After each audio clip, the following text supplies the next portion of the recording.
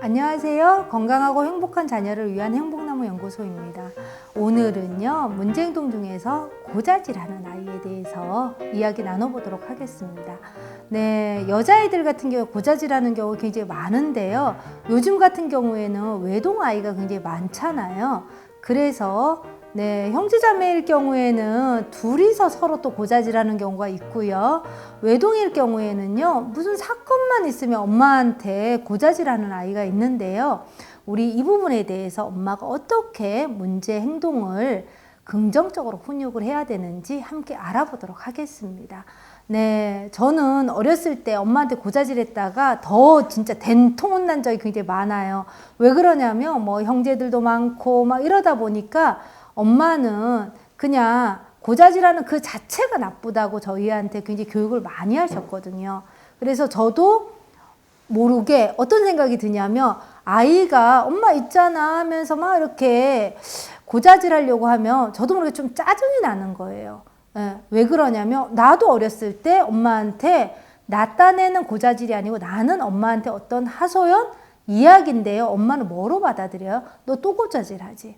엄마 하지 말라 그랬지. 네, 이렇게 교육을 받았기 때문인지 아이들이 답답한 마음을 저한테 얘기하려는 건데 그게 저는 뭐로 받아들여지냐면 왜 우리 애는 자꾸 고자질을 하지? 왜 저런 얘기를 또 하지? 이렇게 해서 엄마는 듣고 싶지 않아. 이렇게 얘기를 한다든지 엄마한테 고자질하면 엄마가 해결해 줄 수 없어. 이렇게 얘기를 한다든지 약간 아이의 말을 무시하게 되는데요. 이거는 절대 긍정의 훈육법이 아닙니다. 그러면 우리 고자질하는 아이에 대해서 어떻게 훈육을 해야 되는지 한번 알아보도록 할게요.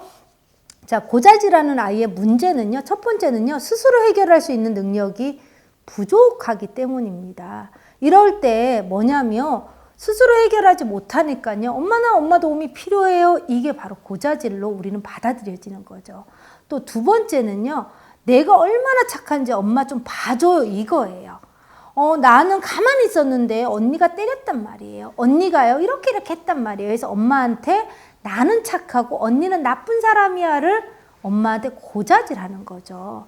자, 그 다음에요. 이럴 때 어른들이 어떻게 하죠? 고자질하는 애한테 잘했다 이렇게 해주는 게 아니라 아이를 야단치게 되니까 아이가 느끼는 감정은 수치심을 느끼게 됩니다. 아이는 뭐예요? 첫 번째, 나 혼자 해결할 수 없어요. 나는 능력이 부족해요. 두 번째는요, 나는 되게 착하고요. 나는 되게 착한 사람이에요. 언니는요, 안 착해요. 이걸 보여주는 건데요. 이럴 때 우리의 반응에 따라서 아이들은 수치심을 느끼게 됩니다. 네, 그래서 아이들이 왜 고자질을 하는지에 대해서 우리가 두 가지로 알아봤고요. 그런 대부분의 문제 때문에 아이들이 엄마한테 고자질을 한다는 걸 꼭 기억하셨으면 좋겠습니다. 그리고 아이가 고자질할 때요. 정말 스스로 문제를 해결할 수 없는 능력을 가졌다면 엄마가 도와줘야 되겠죠. 두 번째는요. 내가 얼마나 착한지 엄마 나 좀 봐주세요 한다면 우리 아이를 좀 봐주면 되겠죠. 우리 아이 얘기를 더 해봐. 엄마는 너에게 너무너무 궁금해. 더 얘기해봐. 이렇게 들어준다면 아이에게 수치심을 주지 않고 고자질하는 너 나쁜 아이야 이렇게 아이를 낙인 찍지 않아도 되겠죠. 네, 그래서 이런 부분에 대해서 우리가 두 가지를 알아봤고요. 생활 속에서 긍정의 훈육법에 대해서 우리 세 가지 한번 알아보도록 하겠습니다. 첫 번째는요. 아무 말 없이 아이의 말을 진심으로 귀 기울여서 들어주는 겁니다. 자, 문제를요. 해결해 주지 않아도 돼요. 그냥 들어만 주면 됩니다. 아이가 고자질할 때요. 우리는 자꾸만 왜 이게 짜증이 나냐면요. 도대체 문제를 분석해서 문제를 해결해 주려고 하니까 짜증이 나는 거예요. 네, 엄마는 그래도 할 일이 많은데 툭 하면 와서 엄마한테 고자질하고 엄마는 그걸 듣고 어떻게 해야 되겠죠? 네, 이걸 듣고 엄마는 해결해 주려고 하기 때문이죠. 그래서 첫 번째 방법은 아이가 말을 한다면요. 그냥 진심으로 들어주는 겁니다. 두 번째는요. 뭐가 있냐면요. 반사적인 경험을 통해서 아이에게 당신이 아이의 감정을 이해한다는 메시지를 전달하는 겁니다. 엄마는 너의 감정을 이해해. 너의 속상한 감정을 이해해. 너가 이렇게 막 말하고 싶은 감정을 이해해. 엄마한테 너가 잘했다는 자랑하고 싶은 감정을 엄마는 이해하고 하는 겁니다. 그래서 두 번째는 어떻게 한다고요? 반사적인 경청을 하는 거예요. 엄마 이해해? 그렇지, 그렇지. 이렇게 반사적인 경청하는 게 두 번째고요. 세 번째는요, 아이에게 문제를 해결할 수 있는 방법을 알려주는 겁니다. 네, 이 문제를 어떻게 하면 해결할 수 있을까? 그럼 아이가 모르겠는데 이렇게 얘기를 한다면요. 그런 반응이라면 엄마가 해결할 수 있는 방법을 얘기를 하는 겁니다. 너 엄마한테 고자질하지 말고 엄마한테 이야기하지 말고 언니한테 가서 나도 인형놀이 하고 싶으니까 나도 같이 놀고 싶어 이렇게 말하면 어떨까? 그러면 언니가 그래도 안 해줄 것 같아.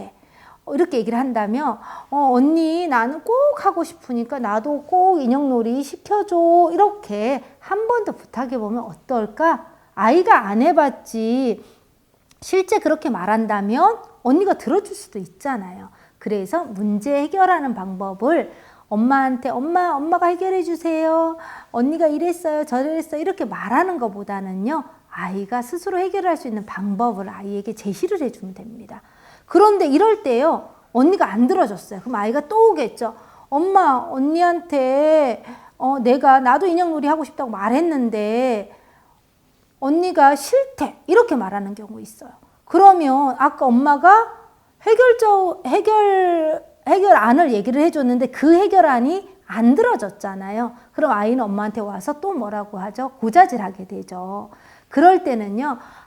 그러면 받아들이는 것도 저는 필요하다고 생각하거든요.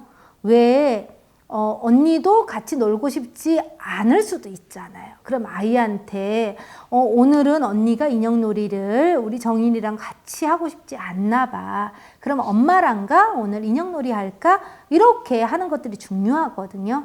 대부분 엄마들은 둘 중에 하나입니다. 언니를 혼내거나 고자질한 아이한테 네가 해결해. 너는 왜 아직도 엄마한테 맨날 해결해 달라고 고자질하니? 하고 이 아이를 혼내거나 이 방법이 아니라요. 언니의 감정도 존중을 해줘야 되죠. 오늘은 언니가 너가 같이 놀자고 얘기를 해도 혼자 놀고 싶대. 그래서 오늘은 그러면 정인이랑 엄마랑 같이 인형놀이 하는 게 어떨까 하고 엄마가 잠깐 같이 놀아주는 것도 해결적이 되겠죠. 문제를 해결할 때요. 꼭 한 사람을 나쁜 사람으로 만들 필요는 없습니다. 다른 방법들을 우리가 생각해 보는 게 더 좋겠죠. 또 우리 고자질하는 아이에 대한 문제를 예방하는 좋은 습관 기르기에 대한 예방법에 대해서 우리 두 가지 알아보도록 하겠습니다. 첫 번째는요. 고자질에 대한 생각을 한번 바꿔보는 겁니다. 이게 뭐냐면요. 아이가 사사건건 엄마한테 다 이야기하지 않는다면 어떨까요? 어떤 엄마들 이런 얘기를 해요. 어렸을 때는 뭐만 하면 엄마한테 다 얘기를 하다가 이제 조금 크니까요. 엄마한테 얘기를 안 한다고 해요. 그래서 차라리 그때는 좀 귀찮았지만 지금은 옛날이 더 그립다는 얘기를 하거든요. 아이가 고자질을 너무 의존을 많이 하는 것은 좋지는 않지만 아이가 여러 가지 문제를 얘기하는 거에 대해서 엄마가 그렇게 이건 나빠 하고 이렇게 저는 단정 지을 필요는 없다고 생각을 합니다. 그리고요. 두 번째는요. 첫째에게 동생을 맡기지 말라고 얘기를 합니다. 이 말이 뭐냐면요. 참 이상해요.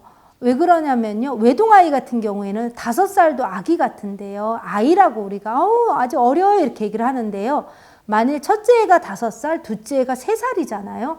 그러면 첫째 애를 너무 큰 애처럼 취급하는 경우가 있어요. 그래서 동생과 사이좋게 놀아라, 동생 데리고 놀아라, 동생도 조금 같이 뭘 줘라 이렇게 얘기를 하거든요.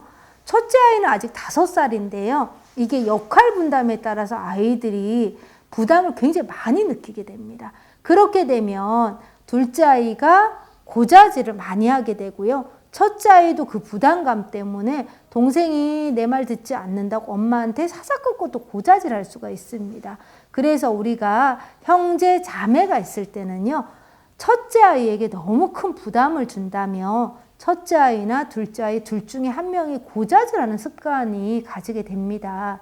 그래서 첫째 아이에게 동생을 맡기지 말라는 것도 고자질하지 않는 좋은 예방법 중에 하나입니다. 네, 그리고 엄마는요, 사실은 어쩌면 고자질 좀 해도 되는 사람 아닌가요? 무엇이든지 말해도 되는 사람이 누굴까요? 네, 지나가는 아줌마한테 내 속상한 마음, 언니가 안 놀아주는 마음, 난 언니하고 같이 인형놀이 하고 싶은데 언니가 인형놀이 안 끼워주는 마음, 이걸 얘기할 수는 없잖아요. 엄마란 어떤 사람이에요? 뭐든지 말해도 되는 사람. 가끔은 그게 조금 지나쳐서 고자질하는 것처럼 보이지만요. 아이가 고자질을 한다면 생각을 좀 바꿔보면 어떨까요?